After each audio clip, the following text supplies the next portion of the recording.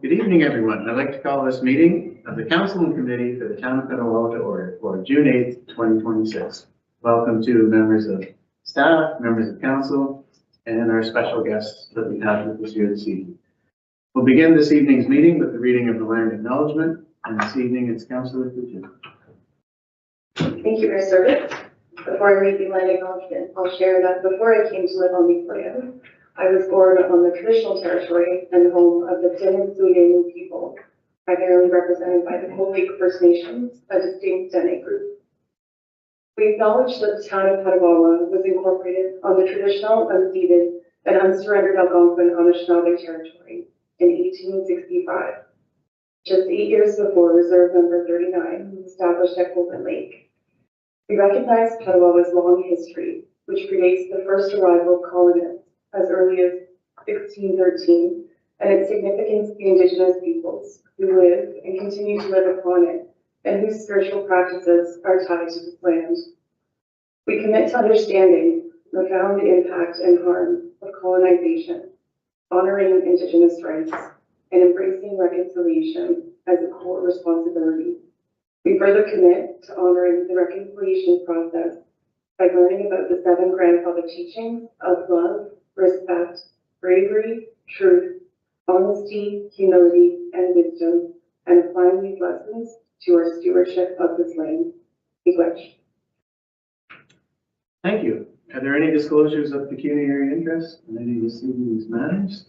Okay, we're going to get to the good part of the meeting this evening, which is a special presentation. I'd like to welcome Colonel Sean Trenholm, who is the 4th Canadian Division Support Group Commander of Garrison Petawawa for 3 more days. And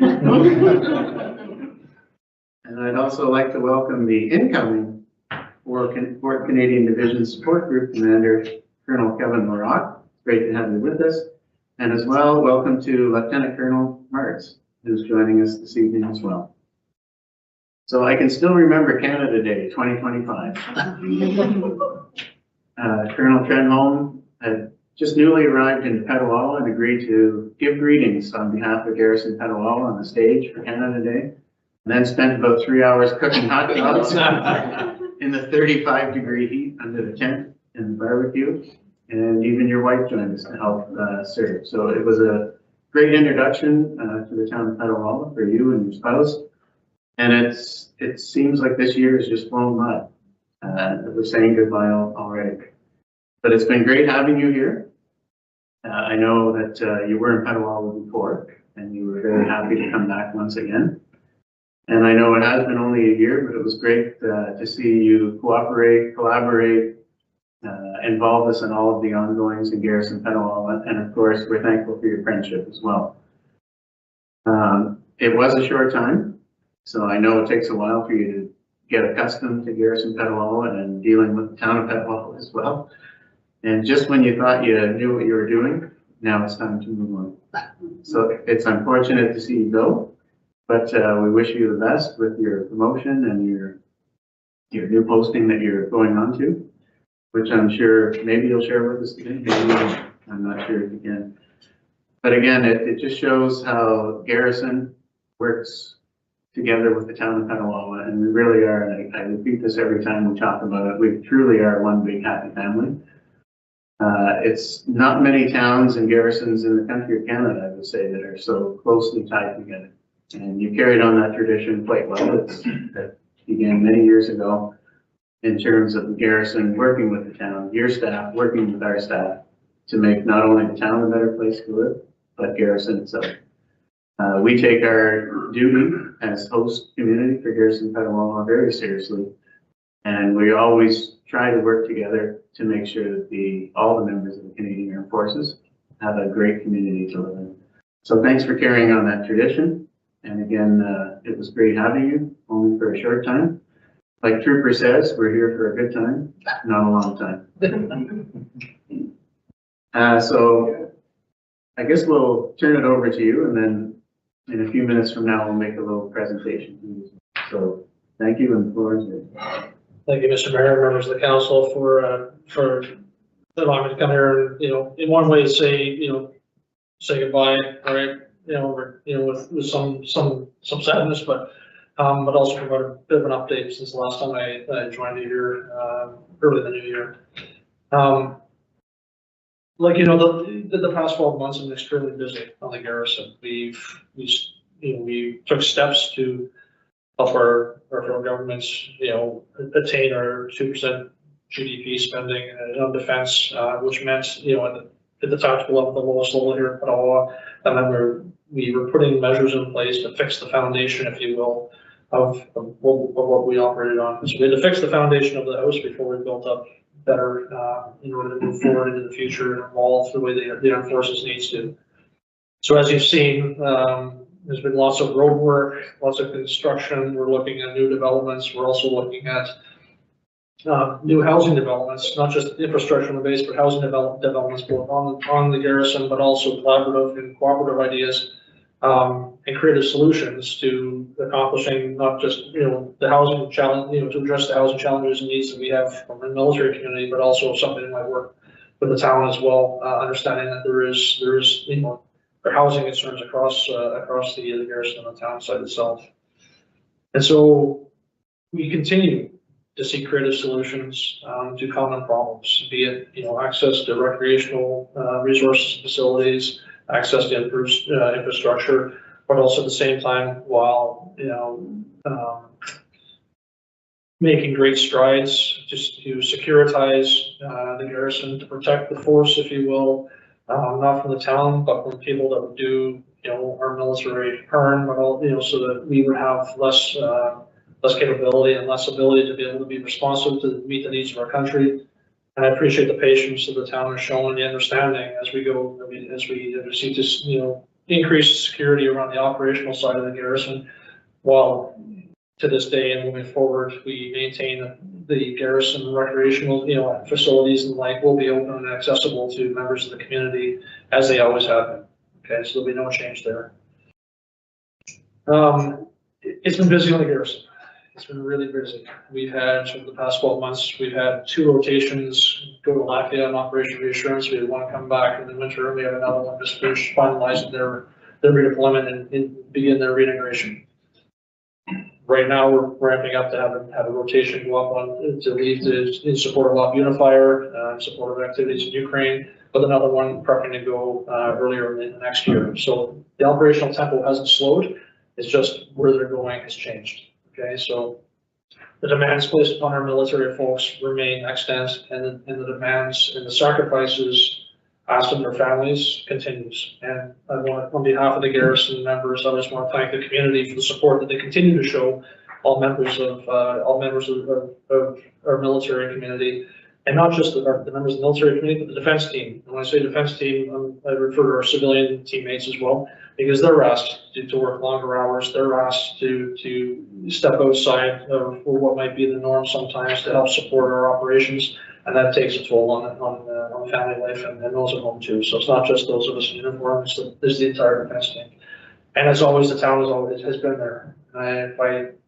As you mentioned, Mr. Mayor, I've been here several times, and every time the approach that the town has taken and the support it's provided, not just those of us in uniform, but our families has been top notch and first rate, and it's been exemplary. And when I think of examples across this country and places I've been posted, I've seen nothing like I've ever experienced in Petawawa, and I thank you for that. And I ask for the continued support, because it makes a difference. It makes Petawawa a destination of choice for those of us in uniform that have to be posted around several times. It makes it much easier. Garrison improvements continue, as I mentioned. You'll notice that when I came here in June, when I was here early in this new year, I had mentioned we're taking steps to securitize the garrison. So what have we done now? Well, we have 4 entrance points right now that will be staffed with commissioners checking IDs. We have vehicle passes that have been issued, and it's not to stop people from coming on the garrison. It's so that we have a better idea who's coming on the garrison. Okay, whereas before it was open, anybody could drive on. We had cases where people would leave cars for weeks, maybe months on end. We didn't know who was coming onto the garrison, and it's not pointing fingers in any direction, but it let us know, like, hey, we need to be aware of who's coming onto a defense establishment, especially as the Army starts to bring on new capabilities. that will require increased security and a heightened sense of awareness to operational risks and like. There will be a fence line going up behind the sports fields in Dundalk Hall, and that you'll see the posts go in the ground this probably in July with the fence line going up on the main part of the camp, just to stop ingress into the garrison across the sports fields. And then again, that's just to protect the force in the operational side of the garrison. We put markers, new yellow markers in the Ottawa River as an interdiction zone, so people can't take their boats along some of the shorelines around Gus Point, Wagner Point, to keep recreational boaters out of areas that can be dangerous and also bring them within close proximity to the high security zone. And it's not to be difficult with the local community, it's just to make sure that, hey, we're all trying to work together, and the times are changing. As we understand now, we can see in the news the proliferation of drones, if you will, uncrewed aerial vehicles. Having a standoff distance for some high security zones is necessary, as well as along the shoreline. We still have that continued risk and threat of unexploded ordnance from many years back when they were training and doing workups for World War II. So the garrison continues to evolve, but it hasn't changed. People still love being here in Petawawa, and they still remark on a regular basis about the support the town provides them, and the opportunities now that will exist on the garrison for increased collaboration and partnership, not just with the town, but also with local businesses throughout the valley, will continue to grow. As I mentioned that at the recent garrison business luncheon, Petawawa and the garrison is open for business, and we're moving to continue to seek opportunities for greater collaboration with the town and to involve the broader business communities so that everyone can benefit from the opportunities that will be presented. Part of the Army's evolution is going to see a change in the way Garrison Petawawa is I would say led from a direct command and control perspective. And so what that means is my role as the commander of 4th Canadian Division Support Group. I'm also dual-hatted as the garrison commander. So I have responsibilities for mostly the province of Ontario for Army infrastructure and training areas and the like. I also have direct responsibilities for the garrison as well, whereas other areas have a base commander that report to a higher. So what we're doing is we're creating another headquarters to enable one person to be concentrated full-time on the garrison and allow the formation commander, the colonel, to be able to focus their efforts across the province of Ontario as we support evolution, our formation level evolution in support of Army modernization. And so to my right is Colonel Kevin Barak, who I don't want to say begrudgingly, but he will take over from me. Begrudgingly my part, because I don't want to. I'm sad at having to leave Petawawa, but I keep telling Kevin this is it's a fantastic opportunity, and I couldn't be more envious of someone coming in to replace me as I am for Kevin. It's an exciting time both on the garrison and the town. What's coming forward, and Kevin's going to do a fantastic job. I've known him for several years, nothing but an utmost professional, and he's remarked that the dynamic relationship and the closeness that the garrison and the town have. So it's become clear to him how close and unique this relationship is, and the symbiotic nature. How the base does well, the garrison does well, the town does well, and one exists with the other. And to my left, I have Lieutenant Colonel John Maris. John will take over function as the garrison commander, as the base commander, if you will. Falling under Colonel Rock's headquarters, and so you will see these two fine individuals, both at most town functions and interspersed at different events.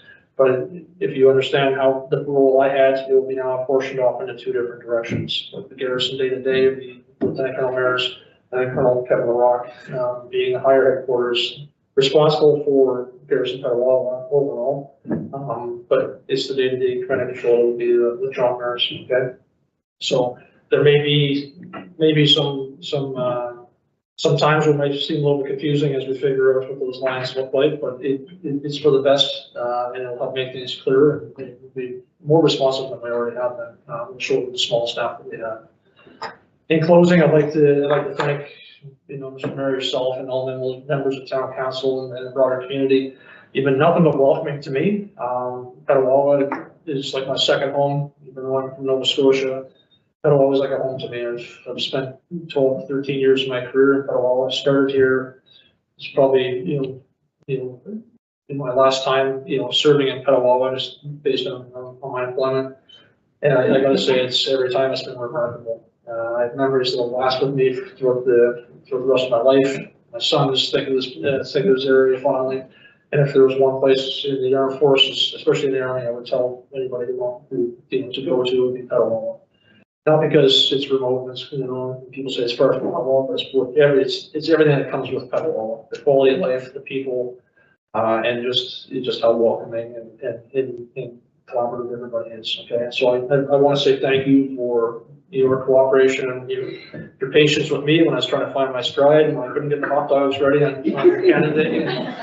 And the deputy mayor was like, give me hot dogs, these plastic gloves don't fit, but try these ones. Anyways, it was a memory that will stick with me forever. And I want to thank you for the patience shown that day. I was struck by how many hot dogs we handed out that day. I think I had tendonitis from that. But it just goes to show the closeness of the community and the number of people that cycle through both town and garrison events and the closeness of it. You can't make a differentiation between military and non-military at these town events. So that speaks to the fantastic relationship that's here. So thank you for your support of me and even my family over the course of the years I've been here. And I ask you to extend the same to my two colleagues here that serve the town and the garrison exceptionally well. Undoubtedly. So thank you on behalf of everyone. Kevin, do you have to say a couple words? Yeah, so unlike Sean, I've never been posted to Petawawa. This is my first time, but I'm really looking forward to this opportunity and keeping the good relationship and the collaboration with the town. So really looking forward to this. All right, thank you very much, Mr. Mayor and members of council. It's been a pleasure. Okay, well, thank you very much, and thanks for all those kind words. When you do eventually retire from the military, we'll have a job for you in our economic development department, as in the promotions department. Before you go, we have a little presentation we'd like to make to you. If that's okay. You join us up here by the flags.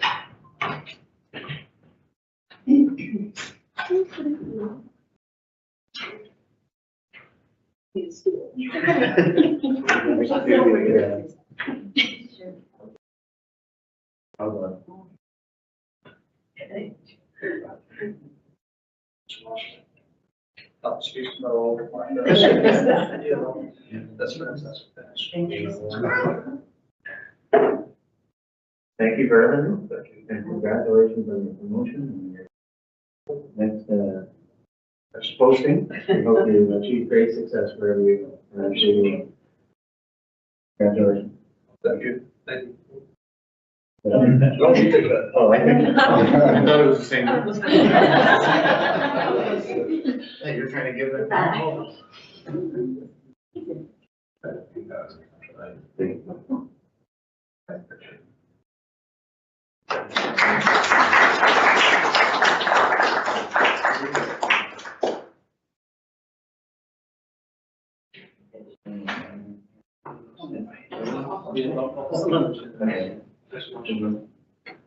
Thank you, folks. Thank you. Thank you. Thank you. Thank you. Thanks. You done?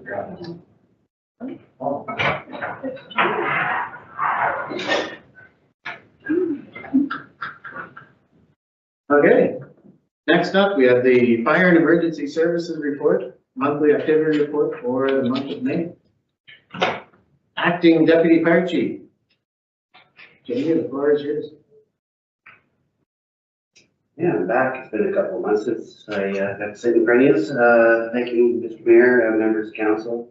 I'm going to present the activity report for the month of May. I'll start with the active fire chief's comments. It was a very busy month in all ways, and you probably saw in the report. The chief attended a lot of meetings throughout May. A lot of them were fresh set meetings in reference to the flooding that occurred on May 4th, as well as a senior management meeting, council meetings. Another one, fresh sets on the 13th. Then we had a Ministry of Emergency preparedness initiated payment for our grant that we received. That's the emergency management grant that we were successful on. On the 25th of May, we pulled the sandbagging stations because luckily the water started to come down and we didn't no longer need them. On the 20th of May, the fire department purchased some sensory support kits to better assist autistic and neurodivergent individuals during emergencies. So that's something we jumped into. Like I mentioned, in terms of incidents, it was a very busy month compared to the months leading up to it. For gas leaks, we had 3 totals on May 2nd, May 26th, and May 31st. Some were due to a cut line from somebody digging a hole for a tree stump. One was over pressured propane tank, and then there was just a smell from there. We had 1 off-road incident up in the Black Bay area. It was a dirt bike accident. In terms of hydro lines and bushfires, as you all know, we had some wind events come through in May and wreaked a little bit of havoc and kept us busy. So we had 5 total calls. There's a bushfire on May 3rd. Then we had a couple of power lines down, mostly on the May 29th during those storms. Fire alarms, 6 total on May 7th, 13th, 16th, 29th, 30th, and the 31st. And you can see in the report, most had to do with cooking. Seemed to be the theme this month with fire alarms. In terms of motor vehicle collisions, we had 4 total, nothing of any significance. One was a fuel tank got punctured. We had a battery fire on a dump trailer, and we had a transport trailer that was totally all fire. Carbon monoxide alarms, we only had 2 this month. And burning complaints, we only had 1. So in terms of that, that was good. Platoon training was very busy. So just the background on the training, in the spring months, we tend to hit our water evolution. We have 3 water evolutions that fall into the NPA 1006. Ice water, which we do obviously in winter, and then there's the surface water and swift water. So the crews last month trained both on swift water and surface water. The surface water was hand in hand with boat, for doing rescues out of the boat. The swift water, obviously, on our Petawawa River, the crews went out and performed shore-based evolutions as well as water entry.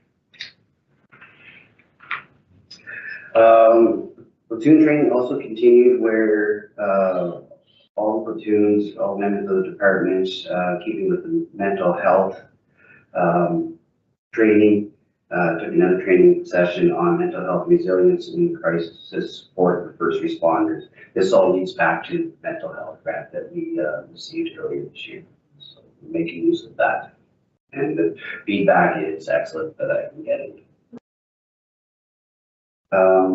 We had 1 member of our prevention staff attend the course, Fire Code Part 9, and this is a course that leads up to getting full fire inspector 1 certification.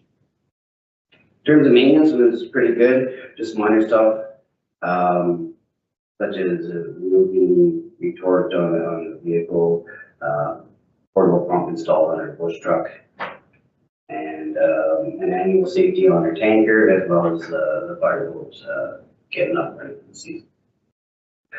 And in terms of buildings, we had to do a repair on the generator, and in equipment, there was some portable radios issues that were dealt with. Fire prevention was a pretty busy month for fire prevention.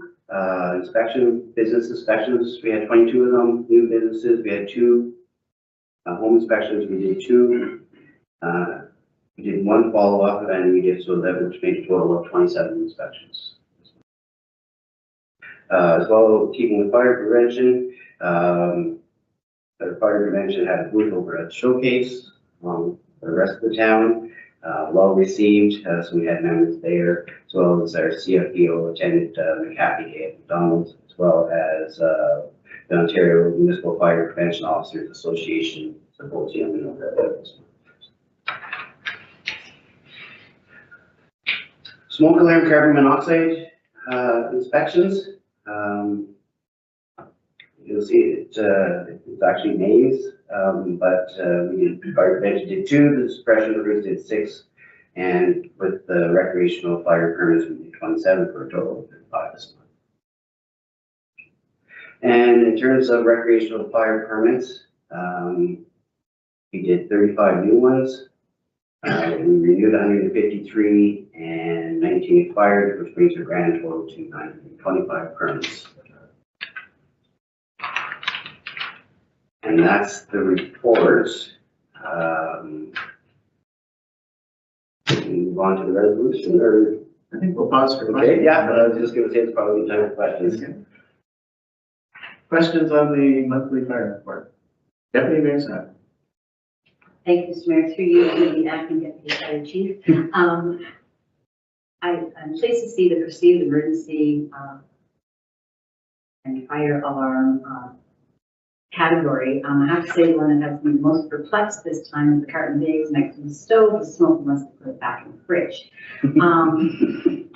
At any rate, at about 132 hours of firefighter time, that thankfully wasn't another call for service. I'm just wondering if there's anything that prevention can do, or if there's something that can be done to sort of address these, because they utilize a lot of resources, and like I said, I'm just sort of a bit perplexed by why you call, and I recognize that every call has to be taken as a call for fire. So just sort of throwing that out to Jamie, if there's something you think prevention can do, or any comments. Thank you. Yeah, for sure, and thank you for the question.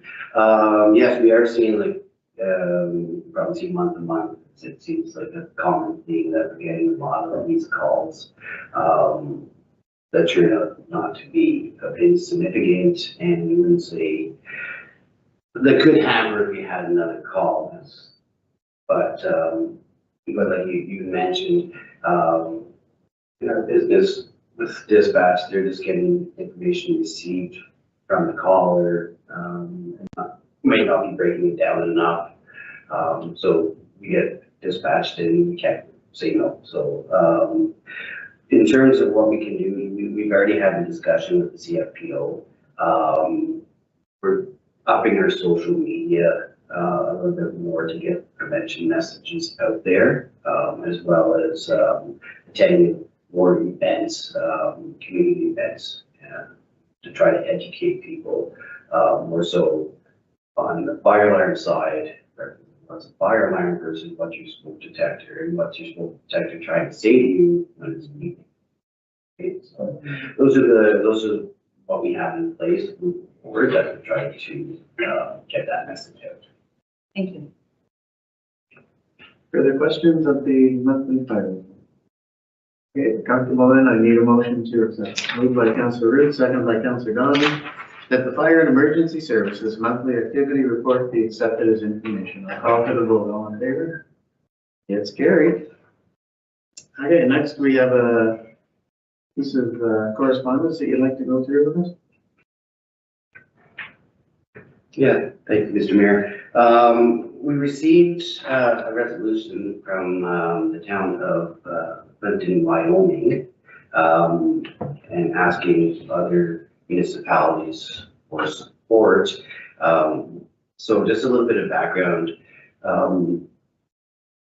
In 2024, the provincial government, and we're so thankful for, came out for funding for the fire department.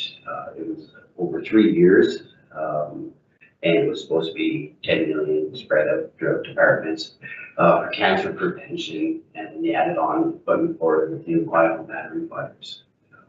That's very active right now. The government has provincial, but government has been great. Year 2, they doubled the amount that they disperse into fire departments, and as well as year 3. So the town of Clinton, Wyoming, is lobbying to have the government continue that funding past this year 3, and make it annual, an annual thing that provincial government gives funding for fire departments, especially for rural and volunteer departments that maybe a bit harder to get equipment and stuff like that. So basically, I'll just read off the first part from them. That it's calling on the province of Ontario to transition to current practice of competitive provincial fire service grant programs to a permanent, stable, predictable, and non-competitive provincial funding program that supports municipalities in meeting provincial legislated fire protection requirements. A second part to this is they're looking to better disperse the money from funding that's not as hard to lobby to get money, and that not all the big centers, that money's going to big centers, that it's spread out evenly to more smaller communities.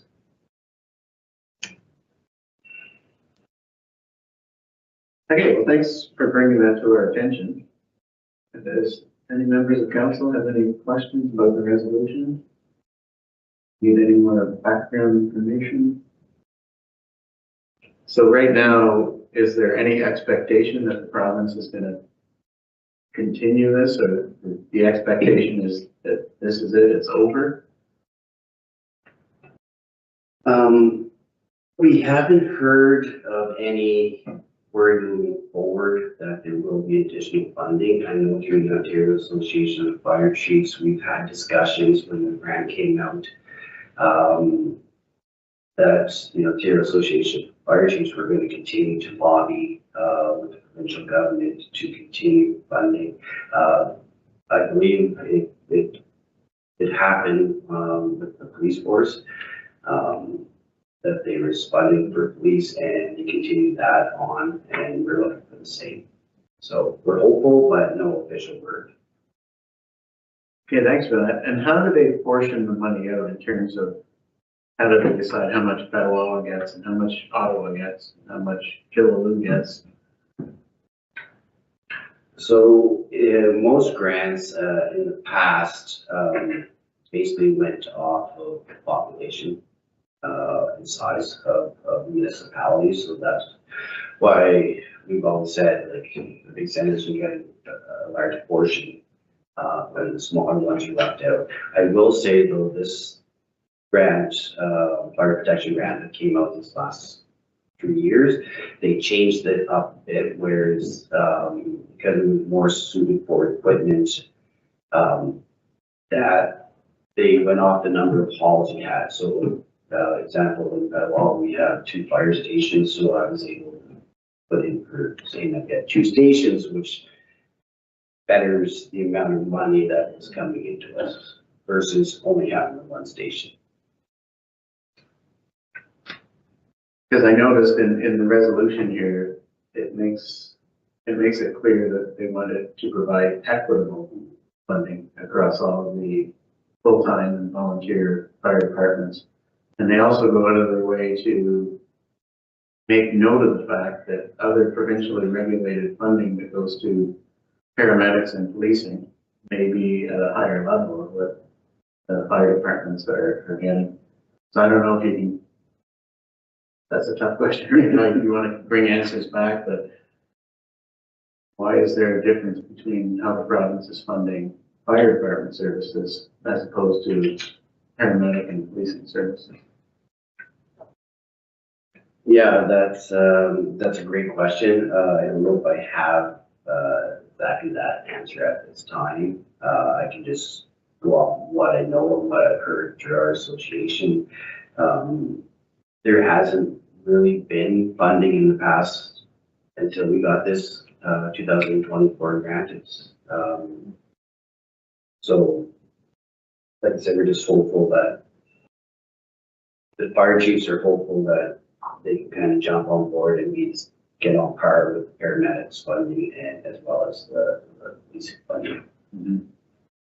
So that's interesting that I guess putting this funding aside that we've gotten in the last 3 years, the municipality is on the hook pretty much for 100% of funding your, whether it's full-time or volunteer fire department.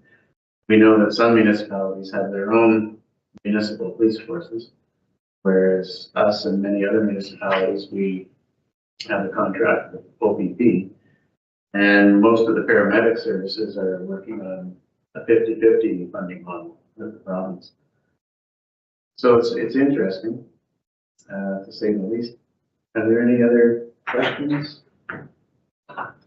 Okay, so we see the resolution in front of us. If you're ready to support this, I can move by Councillor Coutu, seconded by Deputy Mayor Sabrin. And here's the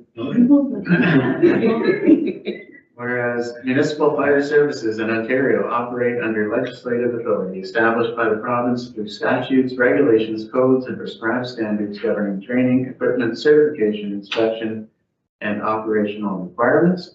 And whereas municipalities are responsible for implementing and maintaining compliance with these provincially mandated requirements, primarily through local property taxation. And whereas current provincial fire service grant programs are available to both full-time and volunteer fire departments across Ontario and are distributed through competitive application processes that may not fully reflect the differing financial and administrative capabilities of urban and rural municipalities, highlighting the need for a more balanced approach to funding that supports all fire services equitably.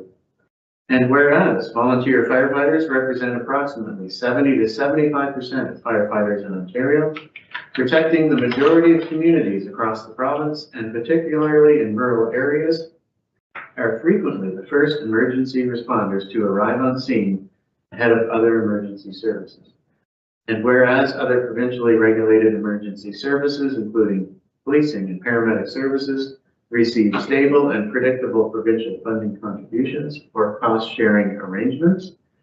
And whereas the absence of a comparable and stable funding model for the fire services creates a structural imbalance between provincial regulatory authority and municipal financial responsibility.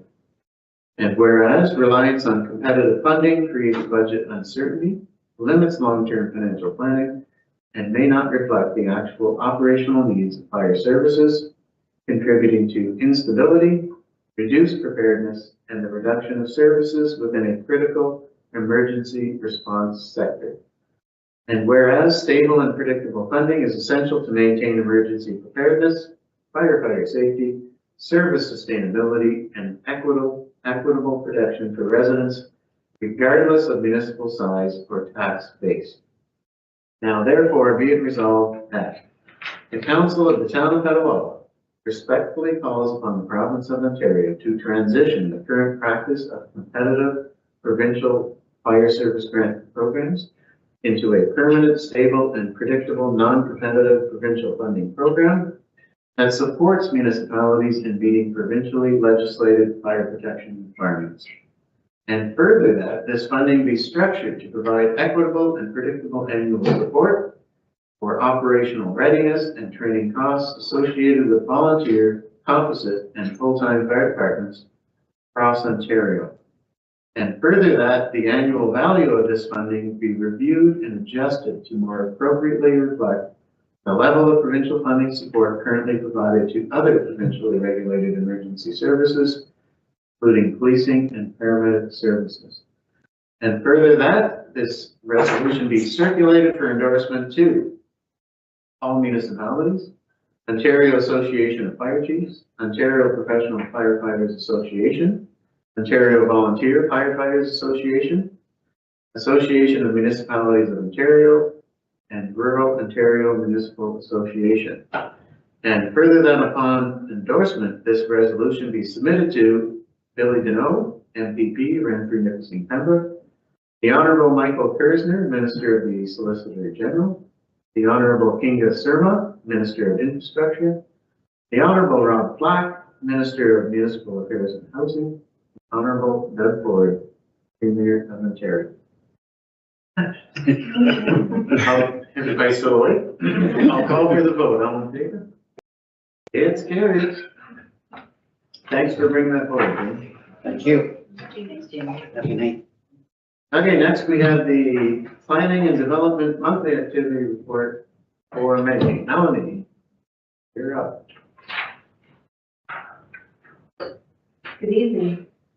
A couple of things I'll mention in the monthly report. In the other section, beyond our normal departmental activities, is early in May, one of the planners attended the Ontario Association of Community Adjustment Consent Authorities Conference in Ottawa.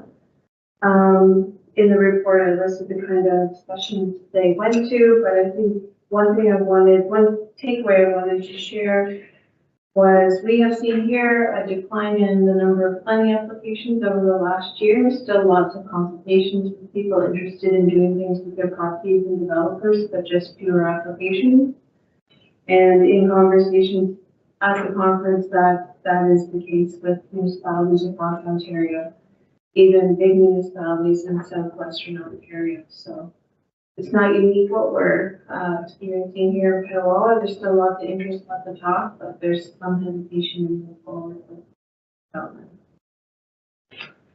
One other thing I wanted to mention was on May 12th, myself, along with other senior town staff, met with local and regional Canadian Forces Housing Agency staff to discuss Garrison Petawawa's housing needs and opportunities for collaboration.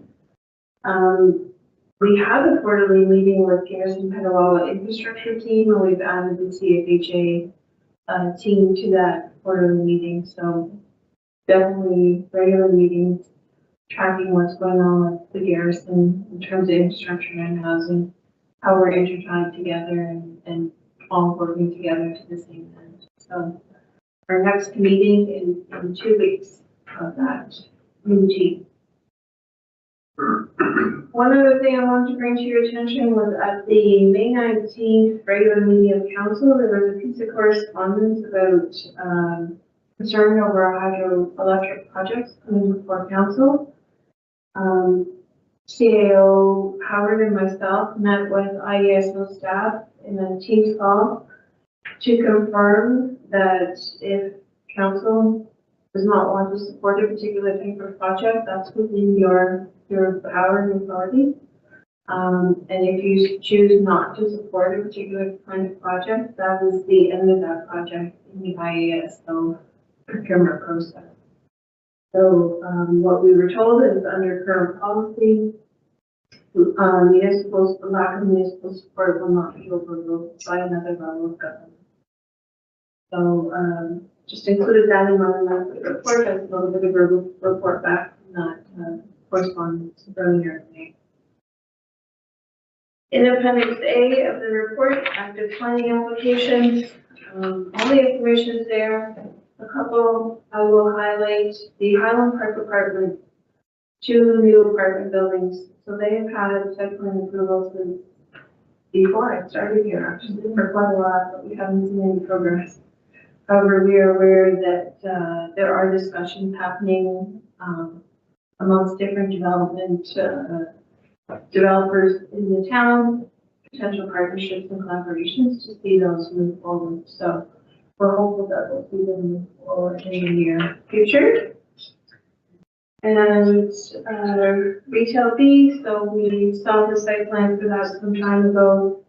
The new ownership team behind that development is just finalizing the sale, and we're told mid-June that sale should go through. So that's kind of imminent as well to move forward. And then in Appendix B, our monthly building permit report. It's all laid out in the charts, so we have less permits than we did last year in May, but if you look at the details, we had a lot more signed permits last May for some reason than this year. Other than that, it's pretty comparable year to year. Value of the construction and the actual fees collected are actually higher than last year. And you'll see in May of 2026, we issued 4 permits for industrial use, and this is industrial park. And with that, I will leave it for questions. Thanks, Melanie. Questions of the report from members of council? No, nothing. It's great to see things are moving along and there's still lots of activity in terms of homes being built, and it's great to see retail be potentially getting in. Because we know there's a shortage of retail space in town of Petawawa, so that'd be a great opportunity for all those potential business owners to find somewhere to put their businesses. Okay, if you're comfortable then, I need moved by Councilor Carmody, seconded by Deputy Mayor Saverin, that the planning and development monthly activity report be accepted as information. I'll call for the vote. All in favor? It's carried. Next, we have PL-11-2026 subdivision agreement, Ratke Estates Phase 2.2, subdivision file 47-T-17001, part lots 19 and 20, concession 6, Murphy and Thornbrook County. All right, so a little over a year ago, I was before council about a previous phase.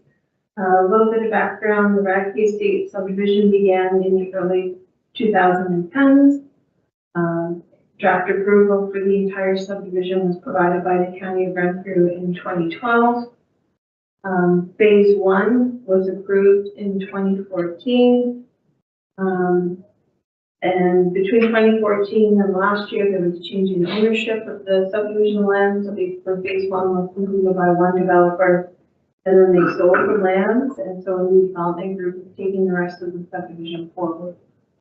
Last June, phase 2.1 was final approved and registered, and lots could be sold, and you see homes being built in that phase. There's actually, I didn't figure out the percentage, but a lot of the lots in that phase are spoken for. I think there's only a handful of them that aren't spoken for. And so the development group is now ready to proceed with the next phase. So phase 2 has actually 5 sub-phases, just to try and so there was phase 1, and then in phase 2, there's 2.1, 2.2, 2.3, 2.4, and 2.5. So we've done 2.1 and we're working on 2.2. That's what this report is about. 81 lots, 71 of those for single family homes and 10 for semi-detached units. And some of the dwellings may have additional residential units. We saw that in phase 2.1. There's actually a few more additional residential units than was originally planned. And speaking with the developer, it's a way for some people to be homeowners. That extra rental income is just what they need to fill in the gap to home ownership. So subdivision agreements, pretty standard template. However, our template is getting a little aged. So based on the advice of the town's insurer and legal counsel, we did update the insurance policies in this agreement. So that's the most significant change. The developer, we also met with the developer after phase 2.1, had a good discussion about, the timing of different financial responsibilities in the subdivision process. They requested the town to consider some things, and one of the things that we did consider and we are able to provide them is we have a requirement that the iron bars, that we get a letter from a material land surveyor saying that all the iron bars are where they're supposed to be. And that's because when lots are excavated and owners get in there and get fences and start landscaping, they get moved or removed. So we have a requirement for an Ontario land surveyor to confirm that all the bars are where they're supposed to be. And in previous phases, we had that at kind of the very end of the process when we assume all the municipal works, which can be quite a time after, approving a subdivision agreement. So in working with the municipal solicitors, we've been able to move that up to the certificate of completion stage, which is basically when all the municipal works are done, but we have at least a 1-year maintenance period before we get to that other stage. So we've moved up this iron bar confirmation deposit return to that stage, which gets the money back to the developers at least a year sooner than it did previously. So that's the other significant change. As with the previous phase, for the securities required for this phase, which is over $2 million, the developers get to choose how they post that. So we have to accept a surety bond, cash or letter of credit, just like the last phase. There's no parkland or parkland dedication in this phase because those requirements for the entire subdivision have already been met. And so basically I attached subdivision agreement just for council's information. There are no concerns. Next week, there'll be a file brought forward for authority for the mayor and clerk to sign the subdivision agreement on behalf of the town. It's after we sign subdivision agreements, but as I mentioned in the report, there's a lot of steps that various parties do, and there's a specific sequence to it all. But significant step is agreement on the subdivision agreement. Appendix or attachment 2 is a copy of the draft M plan to show you the layout of the lots. And attachment 3 is the R plan. So in a subdivision, there's always an M plan and an R plan. The M plan lays out the lots, and the R plan are things like the drainage and hydro needs and go on the lot layout. And I'm happy to answer any questions. Thanks, Melanie. Questions from the Councilor Carney? Thank you, Mayor Service. Melanie, do we have any idea of how much longer this is going to take to complete the multiple phases of this subdivision? I remember years ago when it was first, when the subdivision was first okayed, I remember Councilor May at the time said, watch out, this one's going to take a long time. And it has. Yeah, so we kind of just go as the developer wishes to proceed. We know they're proceeding with phase 2, but, and every year they have to renew their draft approval that they have for the entire subdivision, but beyond that, it's kind of up to the developer to decide to head to final approval with the next phases.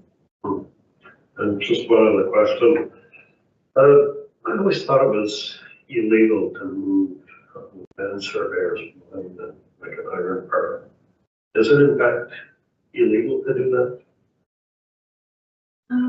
I'm not sure if it is illegal or not. We did add language into the subdivision agreement that says they're not to be moved or removed, and that'll go in on the agreement of purchase and sale. So every owner is accountable for that. But I'm not sure if there's an actual law that can be removed. I remember that as well. I just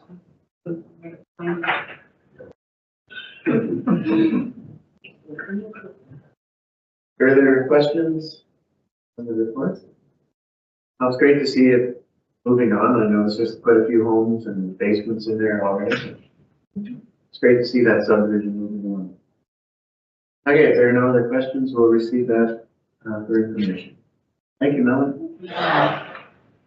Okay, next we have the Economic Development Monthly Activity Report for the month of May. Christine, what is yours? Thank you, Mayor and Council. So before you is the monthly activity report for the month of May. Not to go over the information that is already provided, but ongoing communications with a landowner with an underdeveloped property in the industrial park, seeking to find viable development options for that property. I've been doing a lot of work on the community improvement plan. We had a number of carryovers from the end of last year, so with the spring weather, some of those proponents are able to complete the work and close the files. So we're working diligently to do so. And of course, with the nice spring weather, businesses are moving and relocating. So we are working with some new businesses with their current and existing CIP application.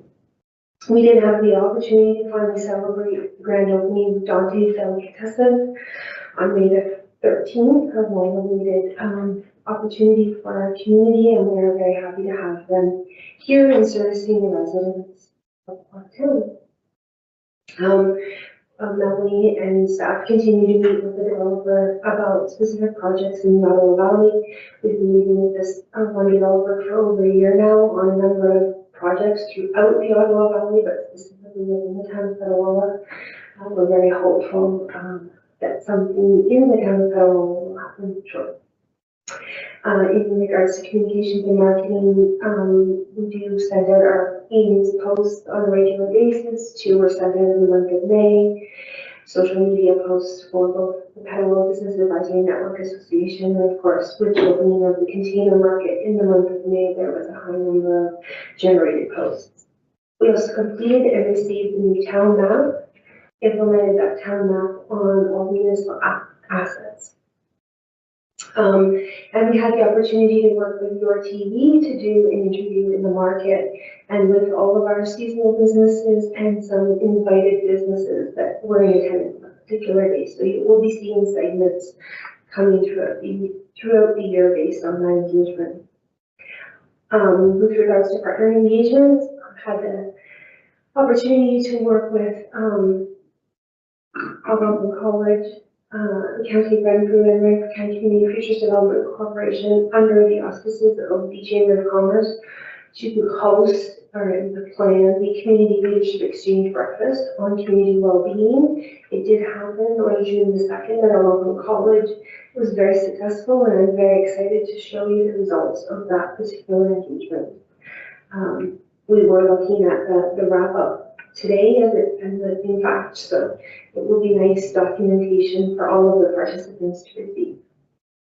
We also participated in 2 events for medical learners doing co-op placement here in the Ottawa Valley. So one happened on May the 26th and the other was on June the 2nd. This was facilitated by the Pembroke Regional Hospital in collaboration with the City of Pembroke, Laurentian Valley, and the town of Petawawa. Rudy attended the event on May the 26th, and I attended the event on June the 2nd. Huge thanks to Judy Hill and Dr. Corbin Hart for also participating from the Centennial Health Center. I also had the opportunity to review the summer student applications for Enterprise Renfrew County and provide a scoring for those students to receive funding from the program. Within the container market, we did host and collaborate with the schools for the Entrepreneurs for Change program, and we had over 40 student businesses at that particular event. The school organizers did report that of all the events that they did related to Entrepreneurs for Change, that the sales and public attendance at the Petawawa Container Market event exceeded all expectations. We're continuing to work on the Ramble, the Petawawa letter sign, and we're starting to work towards the Taste of the Valley event that's happening in collaboration with the county in West Renfrew County on September 15th. And just 2 other highlights. We did have the opportunity to attend the CANSEC conference trade show, was able to walk the floor and get some information during that particular event on May the 27th. And I had the opportunity to attend the Ontario East quarterly meeting that was held here on May the 29th. And I will accept any questions of this report. Thanks, Christine. Questions of the economic development?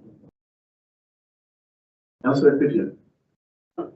Thank you, Mayor Service. Less a question, more comment. Just your report was awesome. It shows the big range of things you do, but I also want to mention the container market this year off to another great start.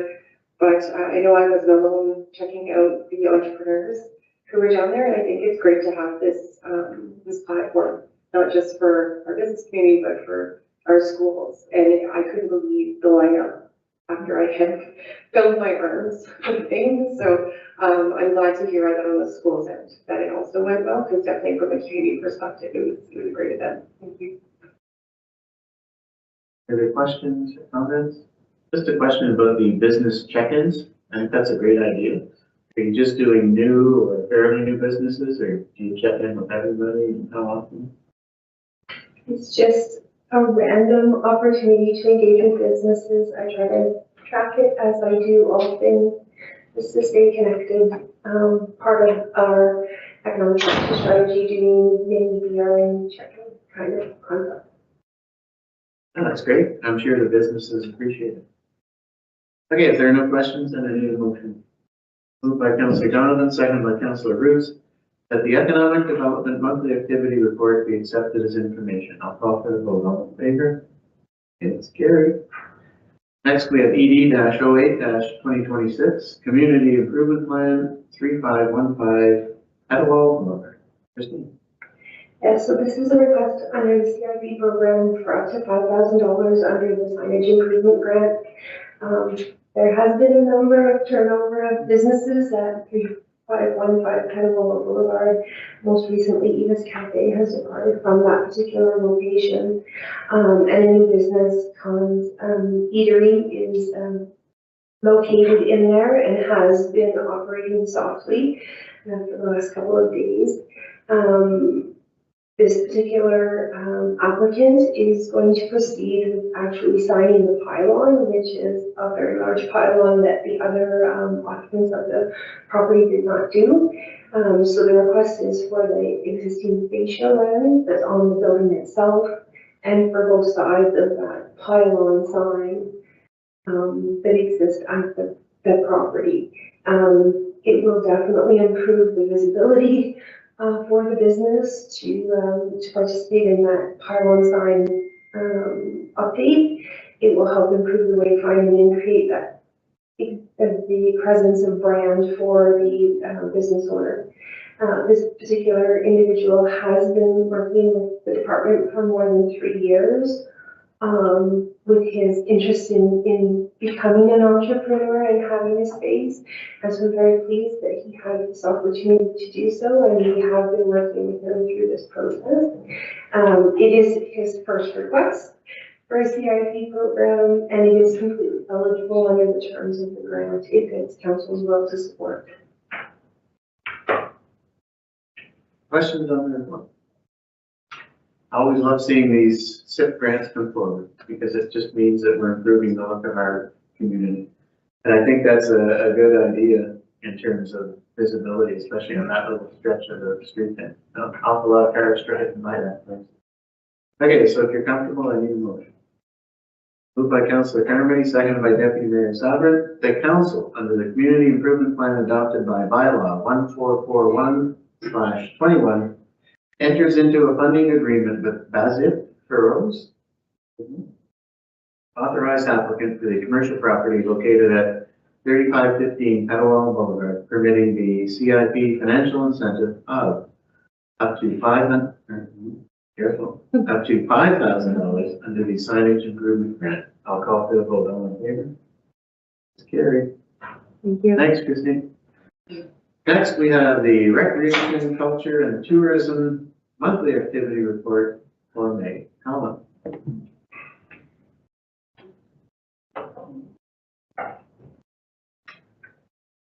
Good evening, Mayor and Council. I'm here with the Council report for the month of May as information.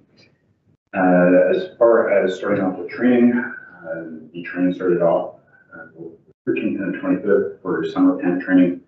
As well as for the beach and canteen. I appreciate that this includes everything from the various amount of staff that we have that run the 3-4 different camps that we have for locations for camps. And now we are looking at cross-training all of our staff so they can work the canteen, they can have points, so that we have more to work with as well. So there's a lot of time invested in that. As far as meetings for the month of May, I had the opportunity to take part in a trail development planning meeting with other staff. Glad to see the meetings without me there are still continuing with the Seniors Advisory Committee meeting, as well as a meeting with Ted and other staff to look at a discussion around the outdoor rink. As far as our facilities, the mini hut and the tin hut are open for the season. So that's something that I've already heard back from staff that has been well attended. If you look over the programs, we continue to have staff very busy with everything from small children to adults, and always busy active aging, as well as the Senior Vector Building Center. As far as tourism for the month, we've always had a great partnership with Howard High Water, and this year another great event down there to support the event and see that driving around town, there's a lot of small little kayaks on top of cars, staying at hotels, visiting restaurants. So it's always been an event the town's always supported because of the turnaround afterwards to our community. And then a new initiative under tourism, for those who haven't seen it yet, an initiative that came out, just a fun little project that got better than I thought it was. Simple concept, water bottle that people will purchase. All of these stickers you will collect at different businesses. What that allows is people that are locals and tourists and people from surrounding communities to purchase the water bottle, visit all of the different locations. So this stretches from the Garrison Museum and the Heritage Village to the local Flourish Flower Shop to cafes, breweries, and hotels. So it's a chance for people to go in and see what our businesses are doing and sort of explore Petawawa at the same time. To be honest, I took this as a trial, fun little thing to do, and we were just about sold out, and I'm trying to figure out if we can run another campaign if I have the time to do it. So if you see these out there and people collecting them, you'll know what it is, and it's been doing really well so far. So I'm proud to say that's been a success, and I'm looking at round 2. As far as our facilities, we're just ramping up. Ted and his group have been great to get the fields, the diamond and everything into working order and opened on time. So our hours are reflective of past years opening up just in May, typically around a long weekend is when we try and do that, of course, weather dependent. So these numbers are not for a full month, they're sort of for primarily the end of the month. As far as up and coming, I'll invite everyone out this coming weekend for Civic Center Days. So this is an array of events, everything from Petawawa Pride event. We have a movie, which I won't give away the whole concept, but it's going to be a fun little concept this year. We have the Craft Beer Fest and a pile of other activities, including partnerships with Civic Center and Rotary and other groups as well. So it's a great community. It always goes well, and if I'm correct, the midway is right any minute now, so I know that's always well accepted, and there'll be a lot of excited kids when they see all those things starting to set up. As well, I had the opportunity to work with author Tim Allen, who goes by the author's name, The Happy Camper, to basically showcase Petawawa. He's written over 20 books, very successful YouTube channel.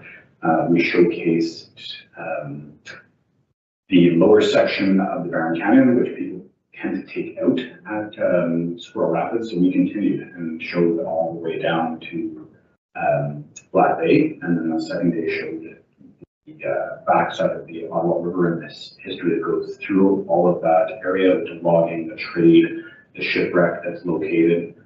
So he was amazed on we have this sort of hidden sort of jewel that we have here in the Ottawa Valley. And I will be bringing his YouTube channel to next council once that's been fully edited and posted. Some of the other things going on, camps will start June 29th, and as we already addressed before, we have a very busy Canada Day. So that'll be amplified this year. And just to keep you on your toes, Mr. Mayor and Council, we have for 2,000 hot dogs this year to hand out. So you want to start working on it now. So that's my report for the month of May, and if there's any questions. Well, the good news is we have a 4 CDSG commander and a Garrison commander. So make sure you invite both of them to Canada Day and have their aprons on and ready to go. Okay, questions on the report? I have a question actually about the bottle, the Roman refill bottle. Once all the stickers are put on the bottle, is there a draw or a prize or incentive to collecting it, or it's just the joy of collecting? Well, there is the joy of collecting, yes, of course. Once you're done, you email a photo, 2 photos of the completed, and we already had some submissions that you collected all the stickers, and you'll be entered to win a paddleboard. Okay, very cool. I'm gonna get myself a water bottle. You'll have to read it around a few left in a few locations. Councilor Donovan? Thank you, Mr. Mayor. Through you, Colin. I just wanted to comment on the water bottle, on the initiative of bringing it in. You're great with our events and our activities of bringing new and diverse kind of activities and things to participate in, and that's very unique. So I'd really like to see it. Have you got much feedback from business members who are participating in terms of how many people come into the business to get this? I have spoken sort of in passing with other initiatives I have going on. At the Bottle Valley Coffee, they were great. They responded that all their bottles that we had given them to sell have been sold. And they're loving the fact that new faces are coming into the business. So the concept around exactly what this was designed for is starting to achieve that. So it's great to see that we have people being that have never been here before. And whether they buy something or not, I'm hoping that it just sparks an interest. I will go back to a coffee. I will go, you know, next time someone visits them to the local hotel that participated, or if they're looking for a movie that they know where it is now. I know, that's great. And just a question about summer students. Was it easy, difficult getting enough employees for the summer? I can hear behind me, but yes, it's something that is, we get a lot of applications. Summer camps is a big thing for us. It's not just putting a body in an empty spot. It's really finding, we're taking on people's children and their care. So it's finding the right people for that position. To say that, we do have a full gamut of positions filled this year. And we are looking at even some other specialized positions to take on for one-on-one work that will be going up shortly, and staff doing interviews with that will also be coming with subsidy as well. So these are, this has been a busy year, and as camps grow, it's finding staff, the right staff. So have we been able, just based on what we had last year, have we been able to expand our number of camps and number of kids that we're allowing in our program? We have expanded camps. We're having a partnership with Herman Street, so we're using their gymnasium. This is something that over time will continue to expand. I don't want to sort of throw our staff into it and double the sizes of our camps, but this will have to grow over time. But I know there's still potential to grow further and continue to work with the school board on our shared use agreement to expand those programs. Well, that's great to hear, because I know it's very competitive trying to get your kids into some of these camps. It's good that we're expanding. And one final question about the author, Kevin Callan. Is that the program where you use MAT tax funding? Yep, that was the intent when the council approved moving forward on how MAT tax was supposed to be used. Kevin, surprisingly, I'll get into it when I had a chance to present that again. He was very affordable for being here for 4 days. He camped in Algonquin Park. He had no accommodations, no meals. He took care of himself. And Kevin didn't want to cross North America. So this is an opportunity for people that say come to Algonquin Park to expand further and sort of maybe make their trip a little longer and end up in Petawawa directly, and then as well explore, as I've said, the backside of the islands off of Petawawa Point. I would, as a paddler myself, I would put that there some degree of paddling I've done, where you were in the middle of nowhere, but never more than a kilometer or two away from where you started. So he knew me with all that. So being able to share that time with him and some history of the area, I'm really looking forward to what his interpretation of Petawawa and our area is to come to. And he had a chance to visit some of the businesses. So we took him around to some of our highlight businesses. I won't give it all away, we'll wait for the video to come out. But he was amazed on what our community has to offer. That's fantastic. I just hope he does a good job of explaining to folks that if you carry on in your canoe past Squirrel Rapids, you've got some serious whitewater to get through before you get to the Petawawa Point. We did go through it, so I got actually the paddling wasn't so bad, it's more the portaging. I got scrapes on my legs from the trail to prove it, so it was a good experience. Okay, are there any other questions on the report? Then I need a motion to accept the report. Moved by Councillor Root, second by Councillor Donovan, that the Recreation, Culture and Tourism Monthly Activity Report be accepted as information. I'll call for the vote. All in favor? It's carried.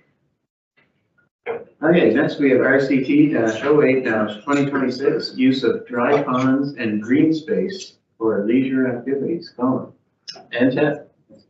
So I just asked Ted to join me for this project. It's something that one one of many projects that Ted and I work on collaboratively. Do I have to share the screen? Okay, so is your, yeah, so you have the, one second.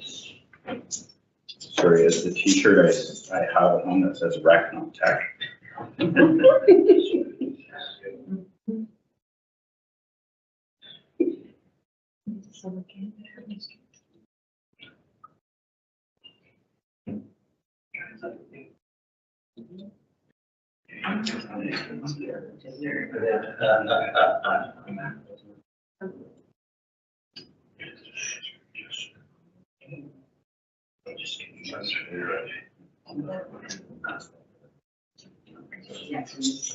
So in the meanwhile, we're getting everything ready on the tech side.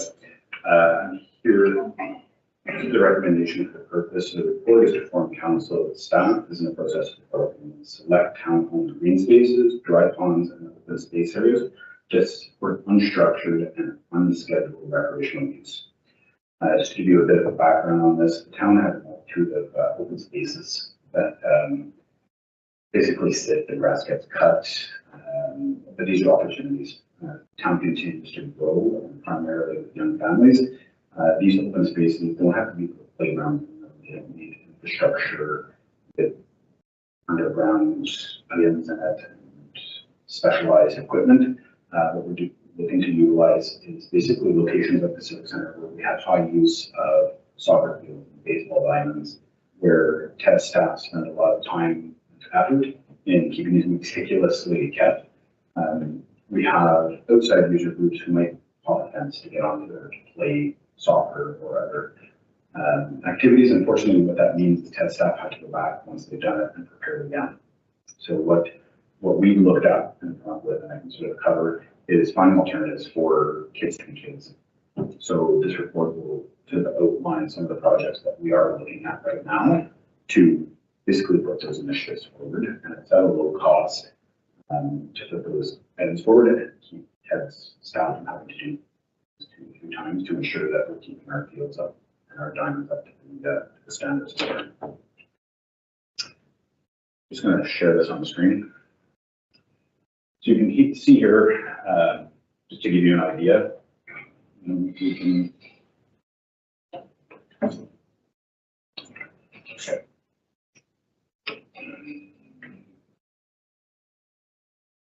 I'm going to get used to my mouse. Is that possible? I think I saw it down in the right hand corner. There. No, it's not mine. Okay, so I'll do it without the mouse. So if you look where the Petawawa is, that is Moons Park. And talking with staff actually today, there's a baseball diamond there on the back side that hasn't been. Oh, do you need Brad to invite or something? You have control of that screen, Brad? I think if you hit the plus sign there, you can control it. If you would, what do you think? No, sure. No. Okay.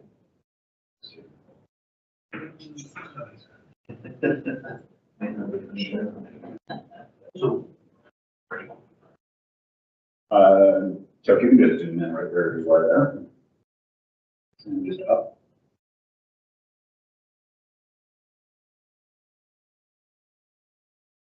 Will your mouse reach here?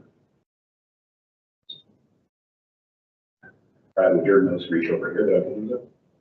Should try that.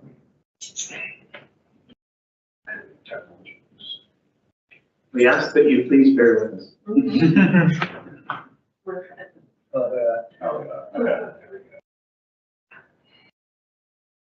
Okay.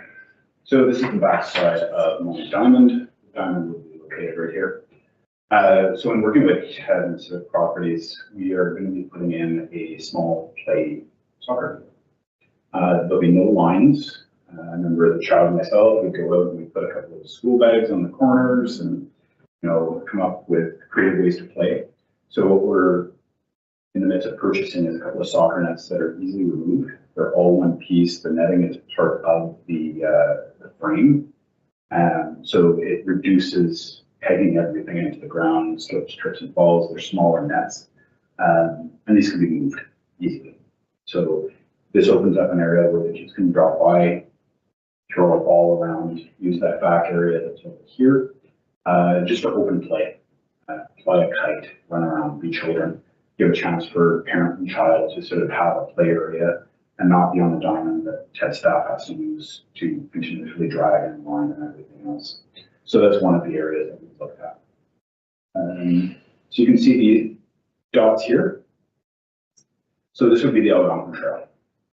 I don't know if everyone remembers, during COVID, one of the things I went out and did as an initiative, hands and knees out there, with chalk in my hand, doing everything from hopscotch games and, you know, follow the leader, things like that. So, let me find it. Okay. I want to work with me. So what we'll be doing is I've purchased templates that, in working with Public Works and Civic Properties, we can go out and paint these templates and just lay them down right on the pavement. So there's games that's called Mirror Me. So two children or a parent and child can follow each other and they'll step on a red dot and then step on blue dot and they have to mirror each other. Hopscotch, other games that are sort of interacting as you go. So that path, Dono, is very, very well used. So these are little fun initiatives to play as you go. If you're out for a walk with a dog, out for a walk with the kids, for a walk with your significant other, you just want to be childlike again. These are sort of some of the initiatives that will be sort of peppering along the course of the Algonquin Trail on the paved section.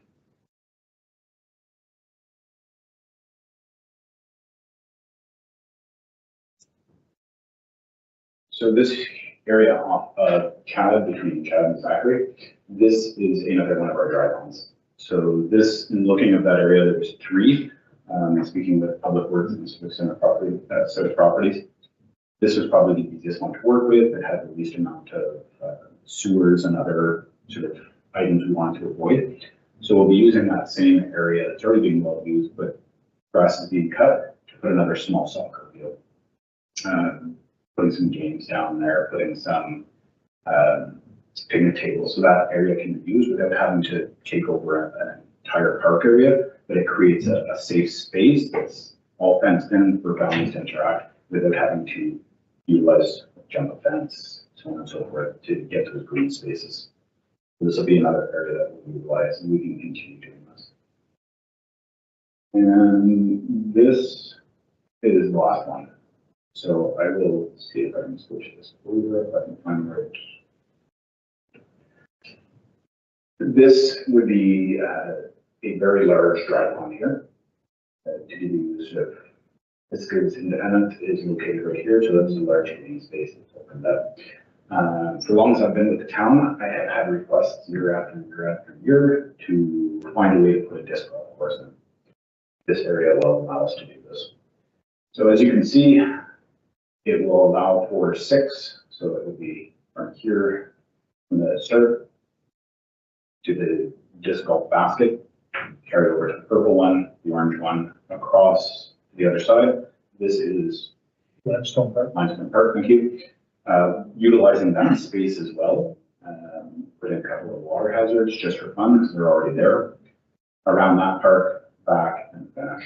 So this is something again that in the 100-year flood of that ever filling up with water, these are items that are basically just screwed into the ground. So we can easily go in, lift them up, remove them for winter, and put them back and change the course as we so choose. So this is another way that utilizing green spaces where grass is being cut to using it into a green space.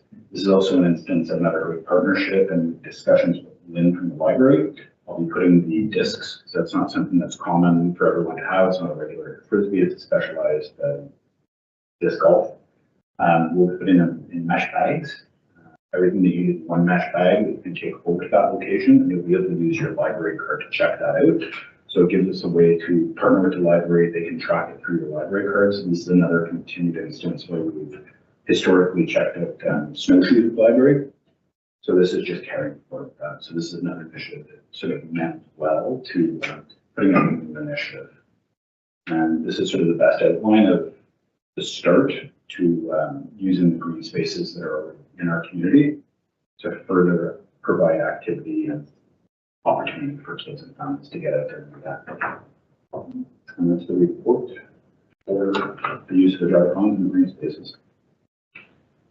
Okay, that's great. Questions from the council? Councillor Ritz. Thank you, Mr. Mayor. Thank you, Ted and Colin. I think it's a great idea. Anytime that we can encourage families and children to play and interact with each other, I'm for it. So is this something that we can implement here, like say in the next few weeks, or is this a pilot project, or where are we at with this then?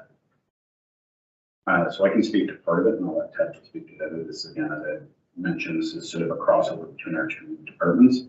I know a lot have been put forward. Some items have come in. We did receive the templates for the painted games on the Algonquin Trail.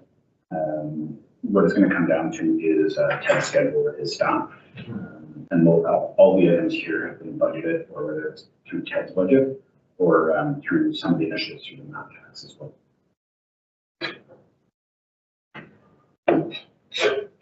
As far as going, soccer nets are here, disc golf is here, the templates are here. So it's just the lower we can get out, rolling out really quickly with the soccer nets. Disc golf can go out right away, and working with Public Works, we just paint the stencil. I think that's just great, and maybe some social media advertising there and get that message out. And I think it's something that the people would be like. Thank you, Mr. Mayor. Mayor Sutton. Thank you, Mr. Mayor. Very creative. I think that I see council members going to the Algonquin Trail to do some gaming. That'll be a lot of fun. I'd like to challenge a few. I don't know what disc golf is, but I'm in.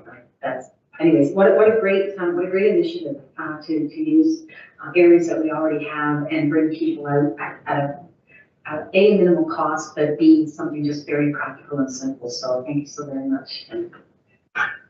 Councillor Kern.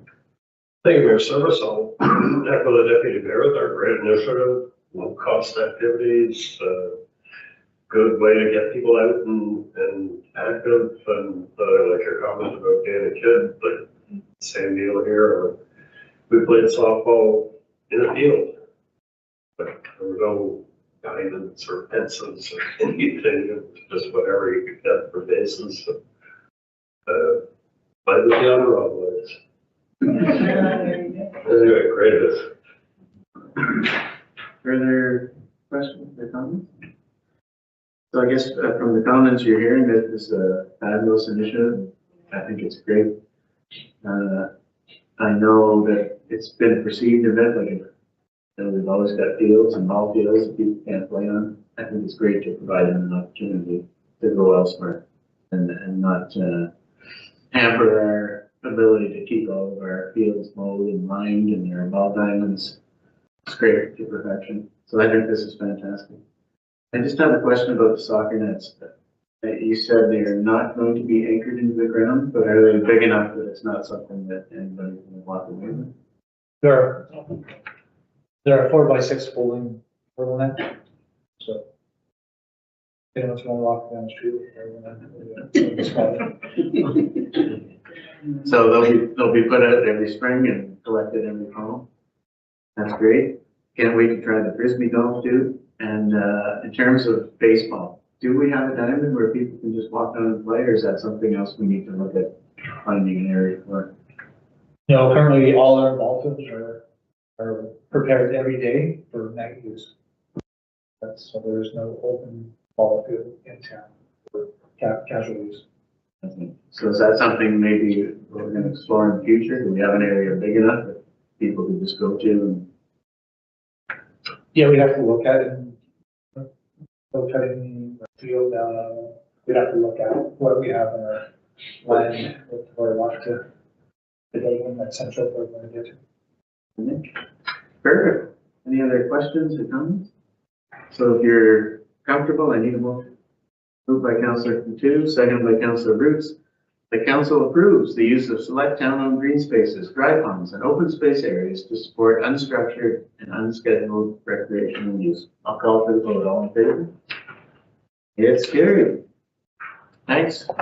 Another great idea. Next, we have the Public Works monthly activity report for May. Chris, you are next. All right, thank you, Mayor Service and members of council. First off, I want to apologize for my monthly report, which was essentially my April monthly report forwarded into May. I apologize for that. The trade show kept me quite busy last week, so I will ensure for next month that my monthly report is right up to snuff. But I will provide the updates tonight in real time. Okay, so working through the Civic Properties Capital Works program, we have our Civic Center LED lighting to ball night number 2. That was awarded on June 1st. Our pickleball court playing service coating. So we tendered that in April.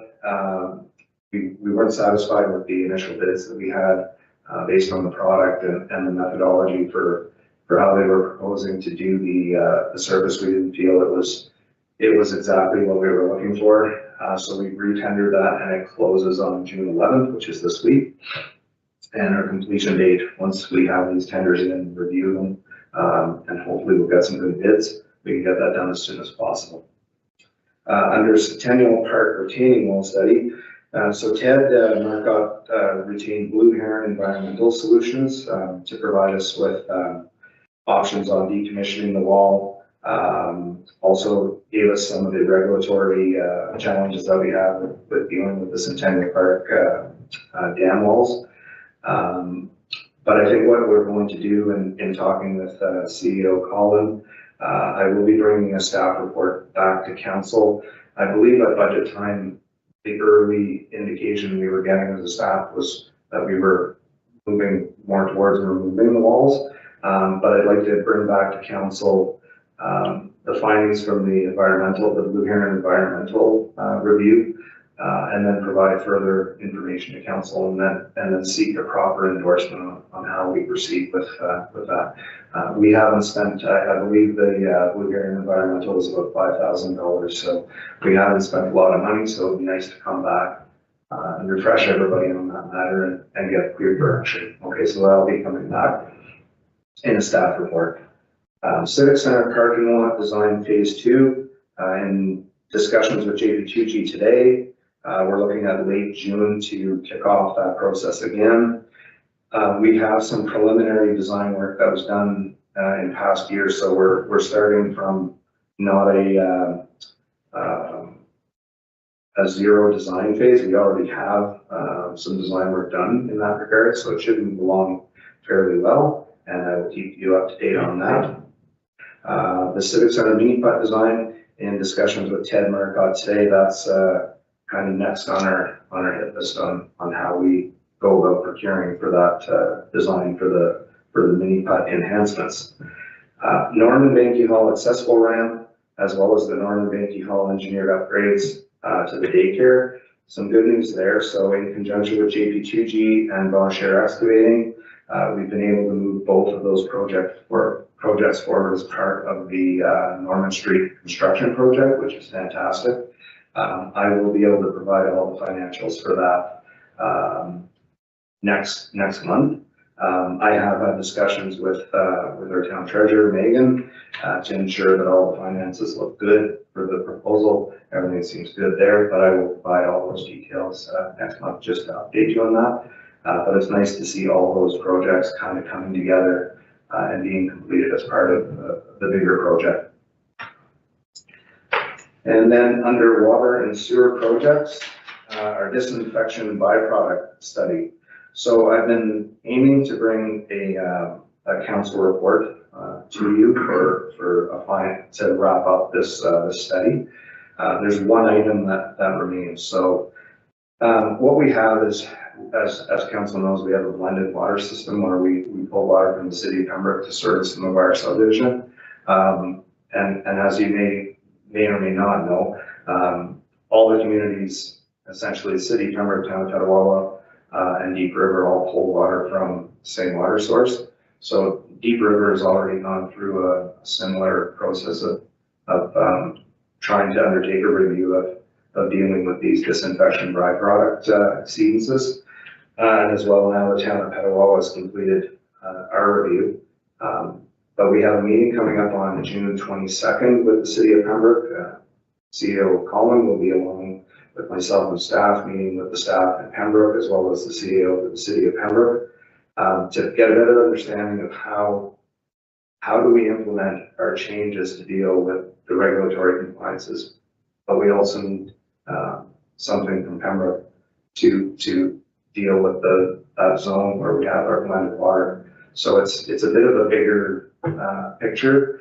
So in order to bring the report to council to finalize that study, we need to have those meetings with the city of Pembroke so that we can have a fulsome understanding of the implemented solutions that we have for the town of Petawawa at our water plant. There's another component there to wrap into this solution. Okay, so I will keep you informed of that as well. The stress test for the water plant capacity is ongoing. I will keep you informed of that. Our East Street generator replacement, that's been awarded to JWK Utilities. They're working right now on all the preliminary works to get ready for the delivery of the new generator, which will be in December. So looking like that project will be wrapped up by the end of the year, which works out great. Our Renfrew Street sewage pump station electrical and control system upgrades are ongoing. There's lots of hydro work being done, and I will keep you up to date on that, but that project is proceeding nicely. Our boiler replacement at the waste pollution control plant. So the boilers are now in production. So all we're waiting on is a delivery date for these boilers. Once we have the delivery date, our new tender will go out for the install. We just need the delivery date to include in the tender for the installation services. Then the Woodland Water Tower refurbishment design.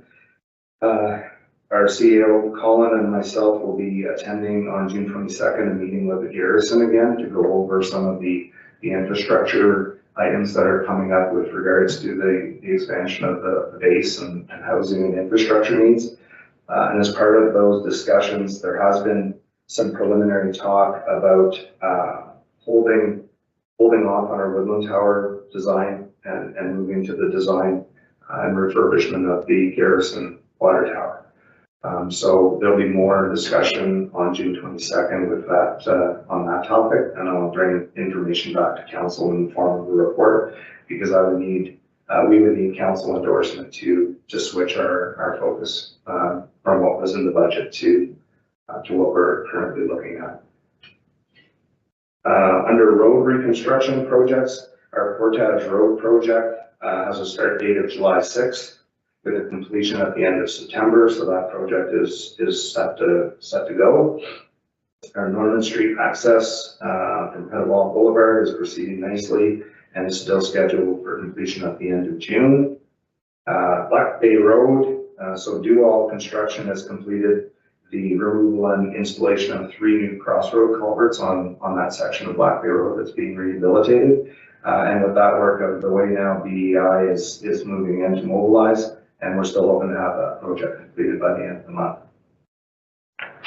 The Wilbert Street project, so similar to some of those other items that I brought up with regards to meeting with the garrison, this topic will also come up at the June 22nd meeting with garrison. There has been talk about holding off on the Wilbert Street reconstruction because it may be tied into infrastructure enhancements that the garrison is looking for. So I'll be bringing a report to council in the very near future, looking to provide council with some options as to what to do with the $183,000 that was earmarked in the budget for the Wilbert Street project. And those options would be to put money into reserves, repurpose the money for a different project. Perhaps Jason Street, which was one of the items that we've had on our list for a couple of years. So we'll bring those options to council in the very near future based on our discussions with the garrison that are ongoing. The Summit Trail slope stability study, that's some really good news on that front. So in 2024, I had a proposal for Gemtech to do some further work with Summit Trail on studying the slope stability and looking for some maintenance and rehabilitation recommendations for the best maintenance and practice of those steep areas in that subdivision. However, I was fairly new to that file, and there was a lot of history with regards to those subdivisions and how they were built and the steepness of the bank. So I took 2025 to review and get a better understanding of the past history with regards to the Summit Trail and Vermont Meadows areas. And I'm happy to report that this year's budget was $51,000. We have secured Gemtech to complete the geotechnical investigation, erosion assessment, and also proposals for the slope rehabilitation maintenance for that area. The cost is $41,600, so we're well within our budget. And along with that, there was a request for a LiDAR topographical survey at a cost of $6,000, and that will be being completed by a Casper-Zack survey. So we're getting everything we were hoping to get from an engineered study with regards to those embankments, as well as a top-notch topographical survey. And that information should provide us with everything we need to know from a risk assessment analysis. Also where we're at with the condition of the banks in their current form, how our outfalls look, because we do have a number of outfalls to the river, and remediation, maintenance, best practices, so that on an annual basis moving forward, we're doing everything we can to ensure that those embankments stay safe and well supported, and not be damaged or face any slope instability. Under fleet procurement, we have our award on June 1st for our new plow truck, so that item's been taken care of. Under the waste collection contract, there will be a staff report coming to provide a recommendation to council for award. We have completed the review of the proposals that were put forward to the town, city of Pembroke, and the township of Laurentian Valley. So we'll be following up on that, I believe next week. We already have the draft report, so that'll be coming very soon, excuse me. Then under the trade show, that's the reason why my monthly report was so sparse. Again, I apologize.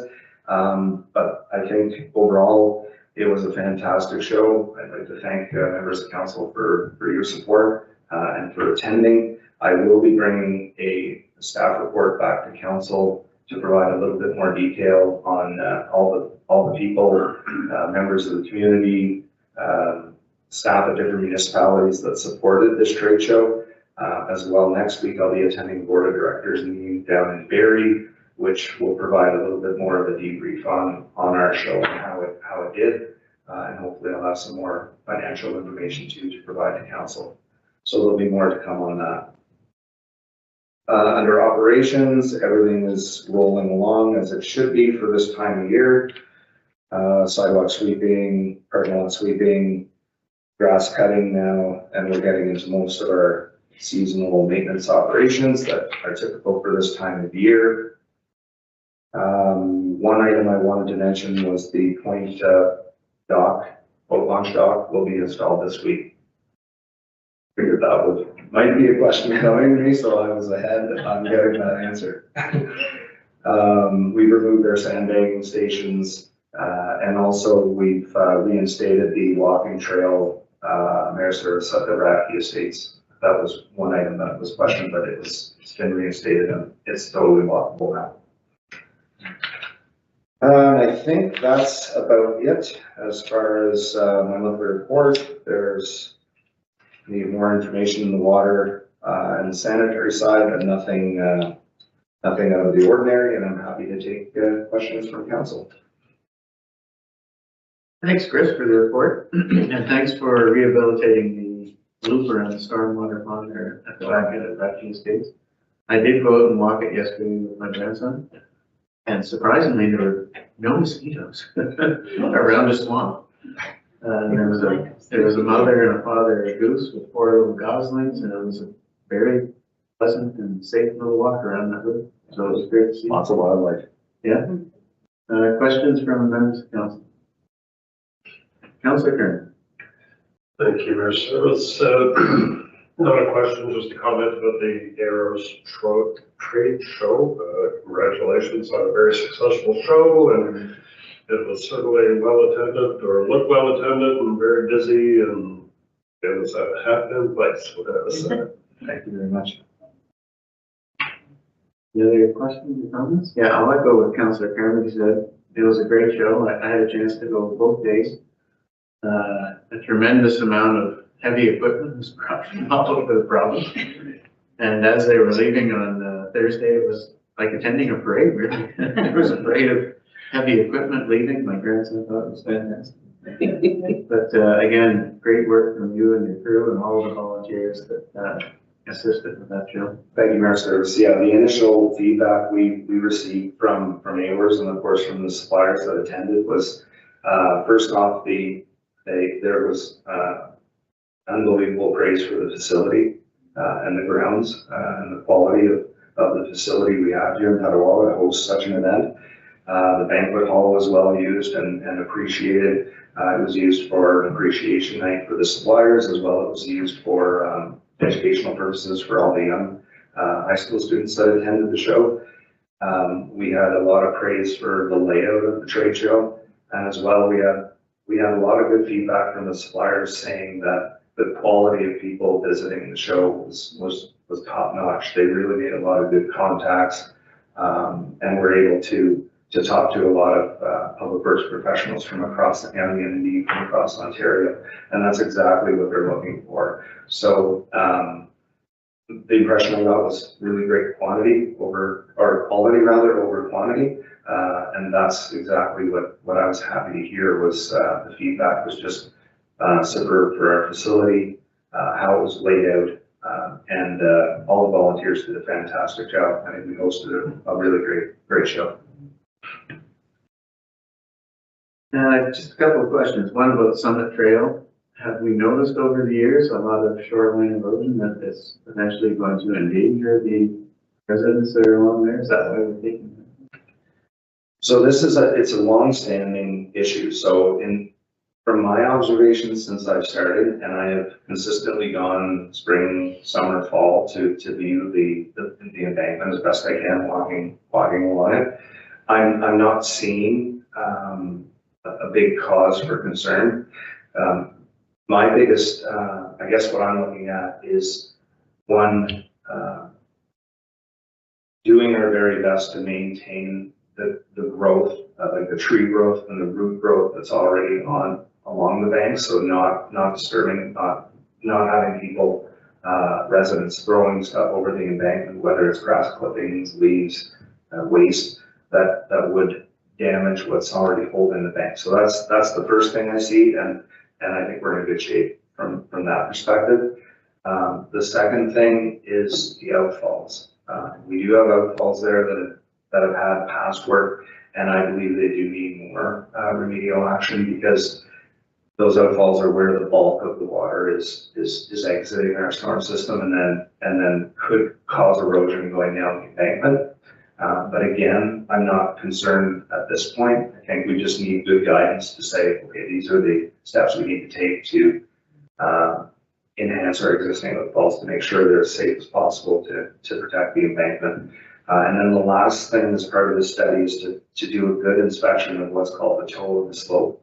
I always look at, when I look at a slope or a possible issue, my understanding was to look at the top of the slope, but that's not really how it's done in engineering terms. They want to look at the bottom of the slope. That's really where an issue would start, which is where the slope meets the river shore, the shoreline. There is some clay in those embankments along some trail in Vermont Meadows, and that's also part of the study because clay moves differently than bedrock and other soils. So there's a lot to it, but from what I've seen in my 6+ years here and studying those embankments, I think we're still in good shape. And I think we just have to complete the study, get a real good understanding of the work that we have to do to ensure that we won't have problems in the future. That's great to hear that we're monitoring the situation, and it's always best to take preventative measures before we get too far into the danger zone. And one final question just on Centennial Park and the consultant that's doing the work on that. I'm hoping that one of the considerations is to keep it and perhaps rehabilitate it because it's really a historical part of the town of Petawawa. I know there'd be a lot of people who'd be very disappointed were it to disappear, so I'm hoping that's one of the options that's being looked at, even though it may be expensive. Yes. Okay, any other questions or comments? And then I need a motion. Moved by Councillor Carmody, second by Councillor Coutu, that the Public Works monthly activity report be accepted as information. I'll call for the vote. All in favor? It's carried. Thanks, Chris. Thanks, everybody. Thanks, Chris. Next, we have the Legislative Services monthly activity report. CAO Howard is going solo tonight. Yep.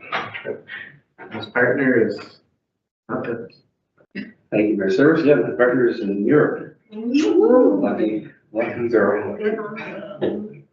So, I'll just touch on some highlights in the monthly report. I will echo some of comments that were just made by our Director of Public Works on a short monthly report. There is, unfortunately, one of the things as a result of our timing with the new schedule of council. When our meeting falls early in the month like this now, we quite, under our contract with our MLS services, we don't get some of the data on time enough for the agenda to go out. And that is what happened, unfortunately, for the month of May in this report. So you'll see there's not much information on the animal control and on the bylaw enforcement. We're missing some of the information. We will capture that in our next month, and I will work with Dawn and Kate and our bylaw officer to see, contractor to see if we can change our remittances, whether we report a month later or whether we try to find a solution to our problem, but we will solve it, no problem. Under parking, there was 6 notices issued for the month of May. You'll see backyard chickens.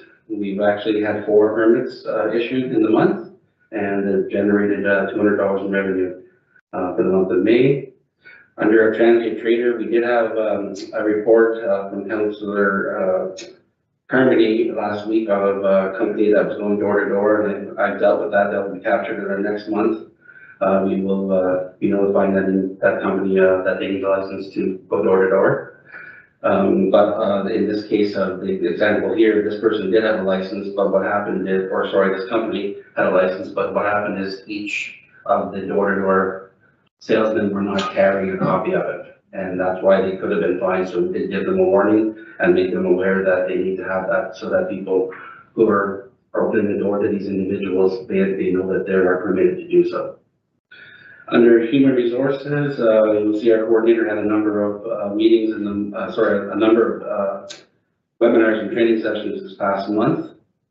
And you'll see that she was also busy assisting Deputy Mayor and Councillor Coutu and the recruitment committee on the recruitment for our new library CEO. There was a number of meetings, and I believe the interviews started at the end of the month, and I'm sure they'll have some more information coming forward in the near future on that.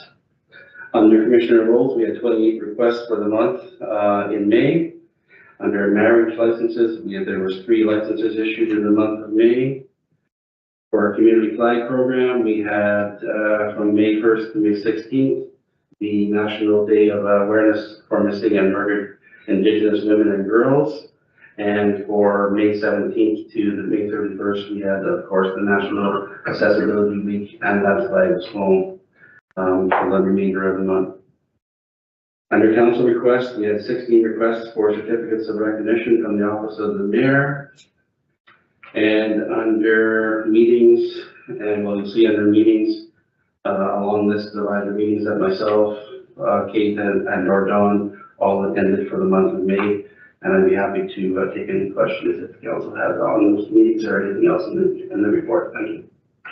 Thanks, Colin. Any questions? Councillor Carmody. Thank you, Mayor. So I was just curious, how many chicken licenses are we up to total?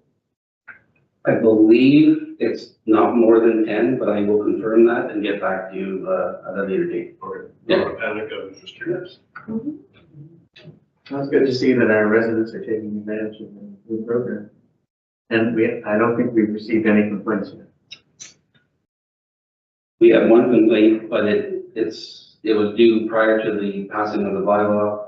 There's an individual that is definitely has more backyard chickens than is allowed.